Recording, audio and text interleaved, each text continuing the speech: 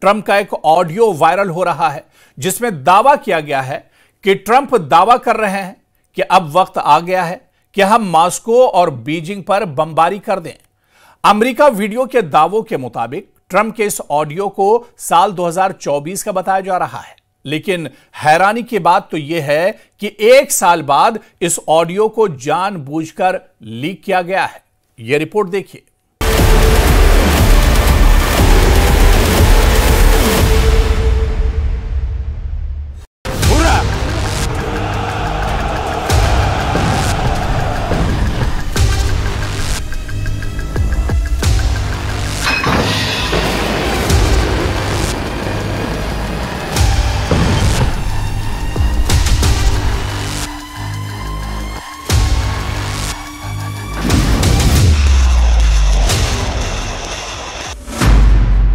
रूस पर बड़े हमले की तैयारी, B-2 बमवर्षक से मॉस्को पर हमला।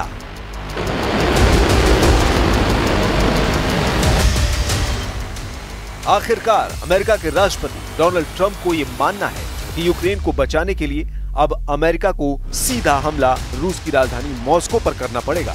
ट्रंप के इस ऐलान के बाद से रूस यूक्रेन जंग तेजी से विनाशक युद्ध में बदलती जा रही है, या ये कहें कि तीसरा विश्व युद्ध शुरू हो गया है।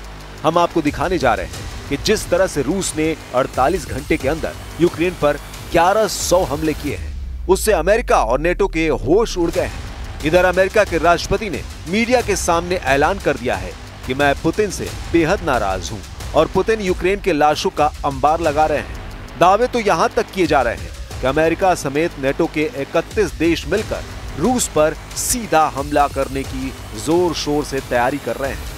इधर रूस के विदेश मंत्री सर्गेई लावरोव और अमेरिका के विदेश मंत्री मार्को रूबियो के बीच हुई मीटिंग में कोई नतीजा नहीं निकला है। खबर है कि अमेरिका B-2 बमवर्षकों से मॉस्को पर हमले कर सकता है। इधर कुछ खबरों में दावा किया गया है कि फ्रांस, जर्मनी, ब्रिटेन ने ट्रंप पर दबाव बनाते हुए रूस से जंग करने के लिए जोर शोर से तैयारी शुरू कर दी है। 15 साल में पहली बार ब्रिटेन और फ्रांस मिलकर दोबारा से स्टॉर्म शैडो मिसाइलें बनाने लगे हैं, जिसका टारगेट मॉस्को हो सकता है। सबसे पहले आप ये जान लीजिए कि अचानक रूस पर हमला करने के लिए ट्रंप क्यों तैयार हो गए हैं। ट्रंप ने दिया B-2 बमवर्षक को ऑर्डर, मॉस्को पर बड़े हमले की तैयारी।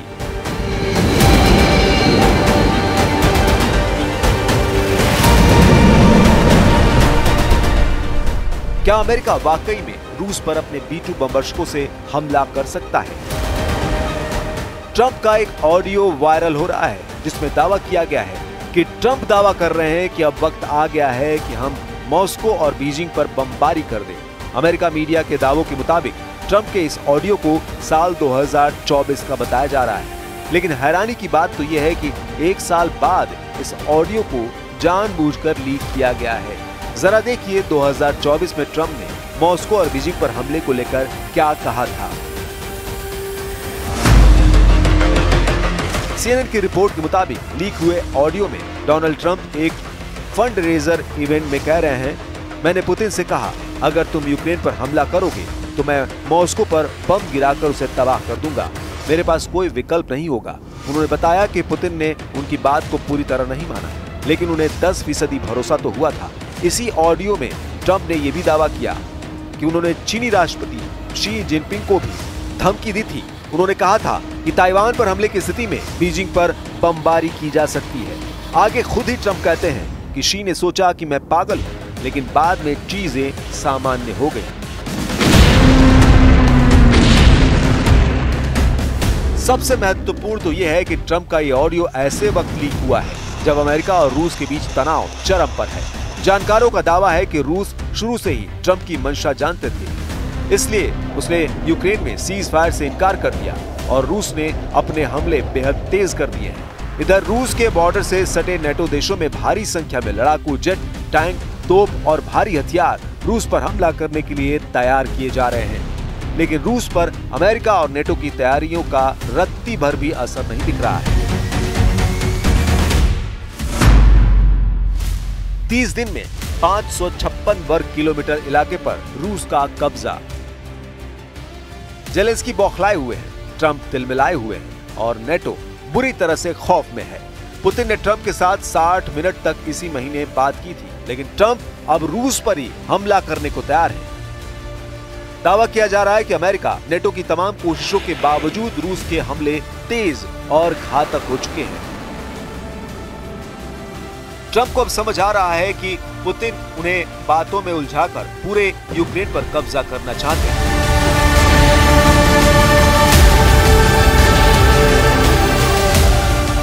जो आंकड़े सामने आ रहे हैं वो हैरान करने वाले हैं। रूस ने बीते कुछ समय से यूक्रेन में अपने हमले तेज कर दिए हैं। रूस ने कुछ हफ्तों में ही यूक्रेन में कई भीषण ड्रोन और हवाई हमले किए हैं। इसके साथ साथ रूस जमीन पर भी आक्रमण बढ़ा रहा है। रूसी सेना की कोशिश मौजूदा गर्मी के सीजन में यानी जून से अगस्त तक यूक्रेन के कम से कम 3 मोर्चों पर कब्जे की है। गर्मी के इस सीजन में रूसी हमले मुख्य रूप से 3 क्षेत्रों पर केंद्रित हैं। ये क्षेत्र है उत्तर पूर्व में रूस की सीमा से लगा सुमेर क्षेत्र, 2 पूर्वी शहर पोक्रोवस्क और कोस्तियांतिनिविका और तीसरा मोर्चा पोक्रोवस्क पश्चिम है।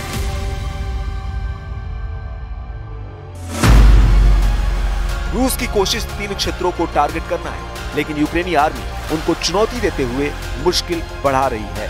बीबीसी की रिपोर्ट के मुताबिक यूक्रेन की open source deep state monitoring website ने जानकारी दी है कि पिछले महीने रूसी सेना ने 556 वर्ग किलोमीटर यानी 215 वर्ग मील जमीन पर कब्जा किया है। ये इस साल का रूस का जमीन पर सबसे बड़ा कब्जा है। ये क्षेत्रफल लिवरपूल से 4 गुना बड़ा और शिकागो शहर के बराबर है। Well, I've been sort of letting people know I'm not happy about what's going on. It's a war that should have never happened. It should not happen now. They're losing. Now it's up. I've been saying 5,000. Now it's up to 7,000. Think of it, 7,000 people a week on both sides. 7,000 people, young, mostly military people, young souls are dead. रूस पर हमले को तैयार 4 देश।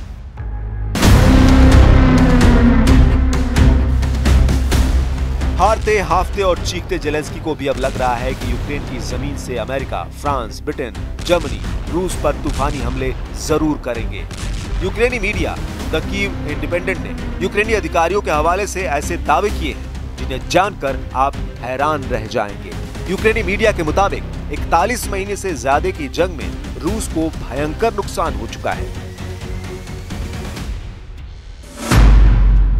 Ukraine के सशस्त्र बलों के जनरल स्टाफ ने 11 जुलाई 2025 को बताया कि 24 फरवरी 2022 से अब तक रूस ने यूक्रेन में 10,31,620 सैनिकों को खो दिया है।